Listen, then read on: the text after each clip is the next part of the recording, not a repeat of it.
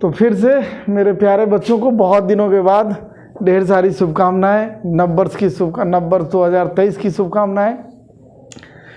YouTube के माध्यम से फिर बहुत दिनों के बाद हम लोग आमने सामने हो रहे हैं। एक लंबा सा गैप रहा, कई सारी बातें हुई, तो ठीक है फिर हम लोग जुड़ रहे हैं। आज मैं स्पेशली आप लोगों के बीच 12th स्पेशल लेके आया हूँ। 12वीं के बच्चों का जिनका एग्ज़ाम होने वाला है उनके लिए स्पेशली ये लेक्चर लेकर आया हूँ मैं। बहुत दिनों से बच्चों का प्रेशर था, लेकिन स्पेशल प्रेशर था 2022 के जो सेंटअप स्टूडेंट्स थे, सेंटअप एग्जाम नहीं थे, उनका दबाव था, तो उनको लेकर के हम कुछ बातें सामने लाए हैं। इस कड़ी को हम 2 से 3 लेक्चर में पूरा कर लेंगे और जल्दी ही अपलोड कर रहे हैं क्योंकि आपका एग्ज़ाम ऑन ड्यू है।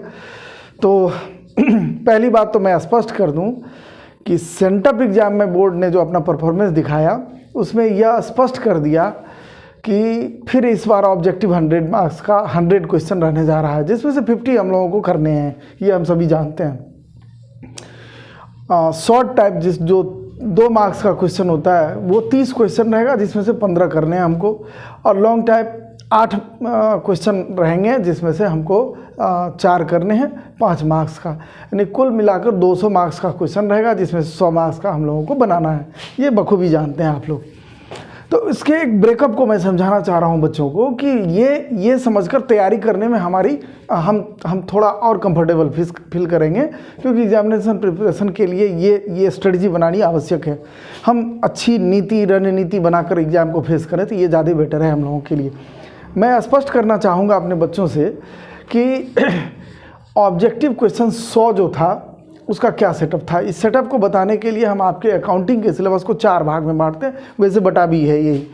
पहला भाग जो अकाउंटिंग ऑफ एनपीओ, दूसरा भाग अकाउंटिंग ऑफ पार्टनरशिप, तीसरा भाग कंपनी अकाउंट्स यानी accounting of company, basic company accounts, और चौथा भाग फाइनेंशियल एनालिसिस। इन 4 भागों में यदि बांटते हैं हम लोग तो पहला भाग एनपीओ बनता है, जिसमें से ऑब्जेक्टिव क्वेश्चन 13 आया था इस बार। सेंटअप वाला जो बोर्ड इशू की थी क्वेश्चन, उसमें 13 क्वेश्चन दिया था। नियर अबाउट 10 के आसपास में रहता है एवरेज, ये फाइनल एग्जाम में भी रहेगा।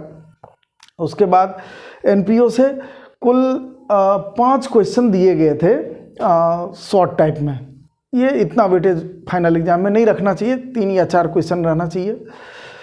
उसके बाद लॉन्ग टाइप में इस बार नहीं रखा गया था एनपीओ का एक भी क्वेश्चन। उम्मीद की जाती है कि एक क्वेश्चन ज़रूर रखा जाएगा लॉन्ग टाइप का, लॉन्ग टाइप में एनपीओ से। अब आइए ज़रा ब्रेकअप देखते हैं पार्टनरशिप का। ये बड़ा सेगमेंट है हमारे अकाउंटिंग का, बहुत बड़ा भाग ये हमारे सिलेबस का ऑक्यूपाई करता है। तो ऑब्जेक्टिव में पार्टनरशिप से 47 क्वेश्चन सेंटअप बोर्ड जो सेंटअप क्वेश्चन दी थी उसमें आया था, और रहता भी, ये ब्रेकअप रहता भी है 45 से 50-52 तक क्वेश्चन रहता है ऑब्जेक्टिव का सामान्यतया पार्टनरशिप से। जब 2 मार्क्स के क्वेश्चन की बात करें तो पार्टनरशिप से सामान्यतया 10 क्वेश्चन रहते हैं।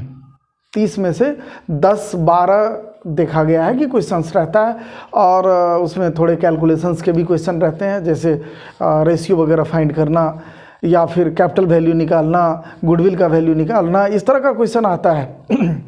10 से 12-13 तक क्वेश्चन आ सकता है शॉर्ट टाइप में से।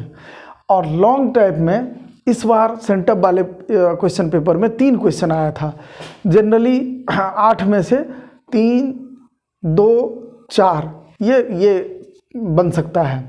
4 तक भी क्वेश्चन देखा गया है कि आया है, लेकिन नॉर्मली 3 तो आना ही है, नॉर्मली 3 आता ही है पार्टनरशिप से। अब आइए तीसरे भाग कंपनी में चलते हैं हम लोग। तो ऑब्जेक्टिव में कंपनी से 30 क्वेश्चन आया था। 25 से 30 क्वेश्चन आना भी चाहिए, 20 से 30 कहें, 25 से 30 ना, 20 से 30 क्वेश्चन आ सकता है। शॉर्ट टाइप में 6 या 7 क्वेश्चन था। ये ब्रेकअप भी फाइनल एग्जाम में ऐसा ही रहेगा।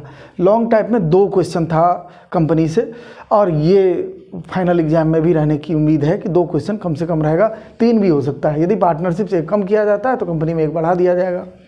और अंतिम भाग है फाइनेंशियल एनालिसिस, जिसमें हम लोग फाइनल अकाउंट ऑफ कंपनी या फाइनेंशियल एनालिसिस में comparative analysis, common size analysis, ratio analysis, cash flow analysis, ये 4 एनालिसिस पढ़ते हैं 7 में से।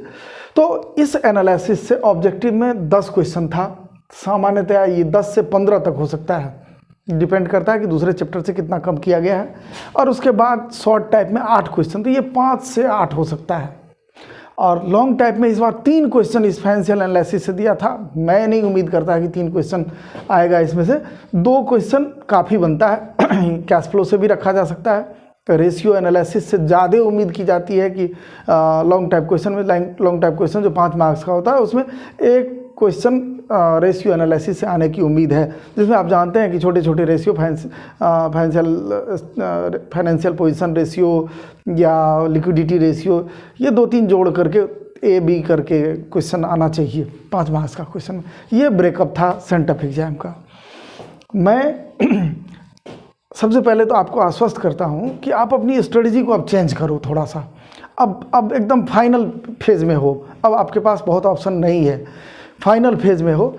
आप अपनी स्ट्रेटजी में अब शामिल करो सबसे हाईलाइटेड, क्योंकि आप पढ़ा भी ज़्यादा होगा पार्टनरशिप को, तो पार्टनरशिप पर ज़्यादा से ज़्यादा फोकस करो। हम पिछले लेक्चरों में भी पार्टनरशिप पर कुछ क्लासेस दे चुके हैं, हम देखेंगे कि उसके बाद कुछ क्लासेस जोड़े जाएं। लेकिन मोटे तौर पर अब आपको ये दिमाग में रखना है कि पार्टनरशिप को 3 सेगमेंट में बांट कर करना है।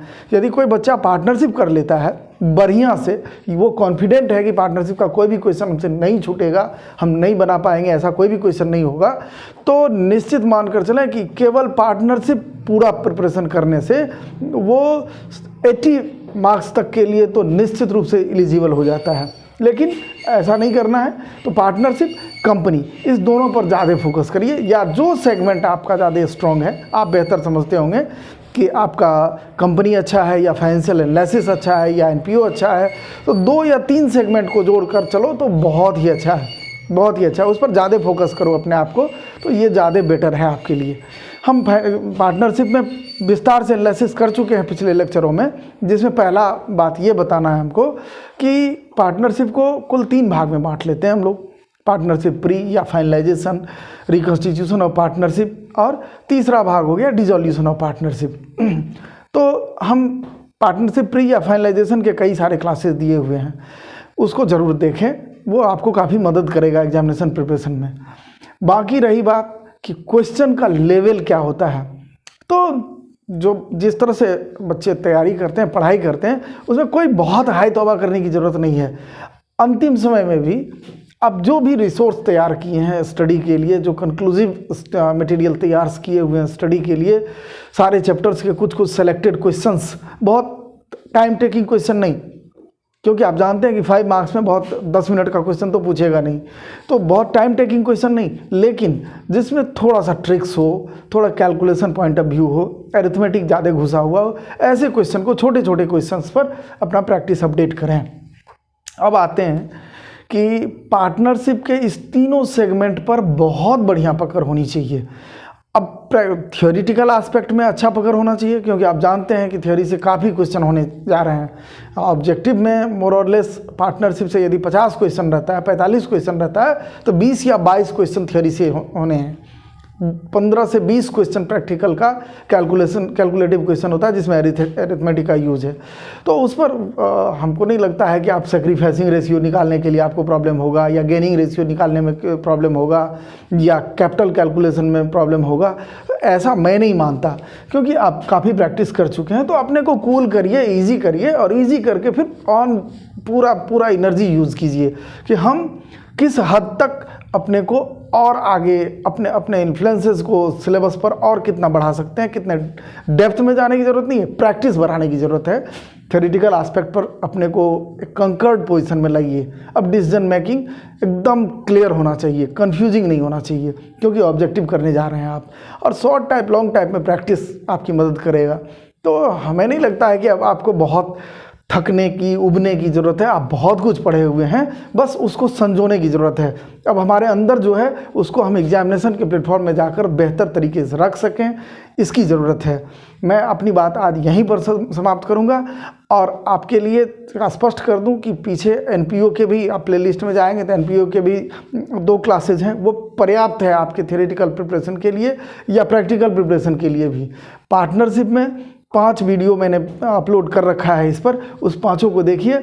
छठे वीडियो में हम जल्दी ही आपके लिए कुछ और नया और बेहतर लेकर आ रहे हैं। आई थिंक अब पार्टनरशिप प्री या फाइनलाइजेशन में कुछ करने के लिए मेरे बचा नहीं है इस पाँचों में, तो ज़्यादा उम्मीद हम आपके साथ रिकॉन्स्टिट्यूशन में अगली वीडियो में मिलते हैं। तब तक के लिए स्वस्थ रहें, अध्ययन करते रहें और पॉजिटिव रहें। Thank you.